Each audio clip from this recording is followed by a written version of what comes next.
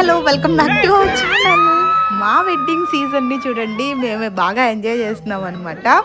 Wedding అయితే రాజమండ్రిలో, so బస్లో జర్నీ ఇలా ఎంజాయ్ చేస్తూ వెళ్ళాము. పెళ్లి కూతురు కూడా డాన్స్ చేసింది, అందరూ డాన్స్ చేశారు. అండ్ మీరు కంటిన్యూగా వీడియోస్ చూస్తూ ఉండండి, లైక్ చేయండి, షేర్ చేయండి and enjoy this reel. Bye bye.